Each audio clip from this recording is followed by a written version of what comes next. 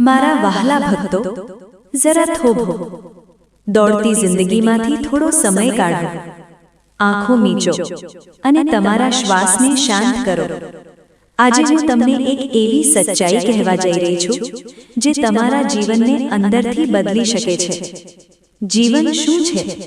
ભક્તો, તમે આ દુનિયામાં આવ્યા છો એ કોઈ સંયોગ નથી. આ એક યાત્રા છે, એક પરીક્ષા છે અને એક મોકો છે.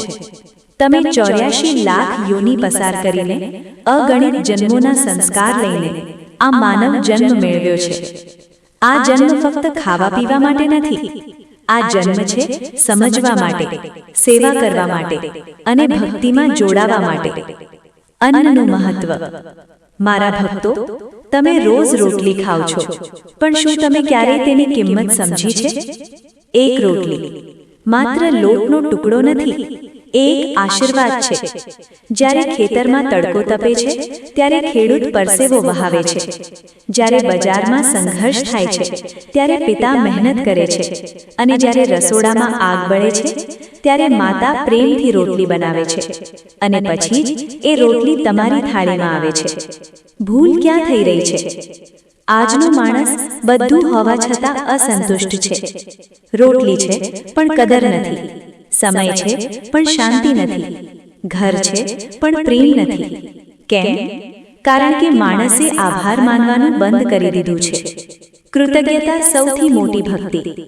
મારા ભક્તો, ભક્તિ ફક્ત મંદિરમાં દીવો કરવાથી નથી થતી. ભક્તિ એ છે જ્યારે તમે રોટલી ખાઓ ત્યારે આભાર કહો, જ્યારે પાણી પીઓ ત્યારે કૃપા માનો.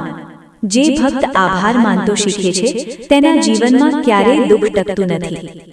કર્મનો કાયદો. આ દુનિયામાં એક નિયમ છે જે કોઈ બદલી શકતું નથી. એ છે કર્મનો નિયમ. તમે જે કરો છો તે તમને પાછું મળે છે. જો તમે અન્નનું સન્માન કરો છો તો તમારા ઘરમાં હંમેશા સમૃદ્ધિ રહેશે. જો તમે વેડફાટ કરો છો તો કમીનો અનુભવ કરવો પડશે. દુઃખ કેમ આવે છે? મારા ભક્તો, ઘણા લોકો પૂછે છે કે માતા, મને દુઃખ કેમ આવે છે? હું કહું છું, દુઃખ સજા નથી. દુઃખ એક સંદેશ છે. જ્યારે તમે માર્ગ ભૂલી જાઓ છો ત્યારે દુઃખ તમને સાચા રસ્તે લાવે છે.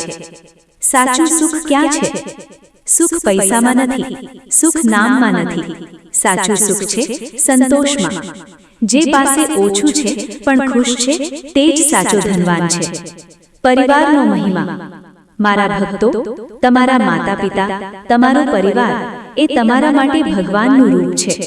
પિતાનો પરસેવો, માતાનો ત્યાગ, એનું ક્યારેય અપમાન ન કરશો. 5 મોટા સંકેત. જો માં મેલડીની કૃપા છે, જો તમારી ઉપર મારી કૃપા છે તો તમને આ સંકેત મળશે. તમારા જીવનમાં શાંતિ વધશે. ખરાબ સમય ધીમે ધીમે દૂર થશે. મન ભક્તિ તરફ ઝૂકશે. અચાનક સારા અવસર મળશે. અંદરથી એક અજબ વિશ્વાસ અનુભવશો. શું કરવું? આજથી એક સંકલ્પ લો.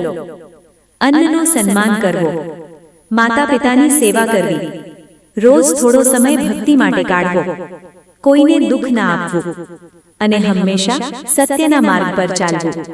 અંતિમ આશીર્વાદ. મારા વહાલા ભક્તો, જો તમે આ સંદેશ દિલથી સાંભળ્યો છે તો માની લેજો કે મારી કૃપા તમારી ઉપર વરસી રહી છે. તમારા ઘરમાં હંમેશા અન્ન ભરપૂર રહેશે.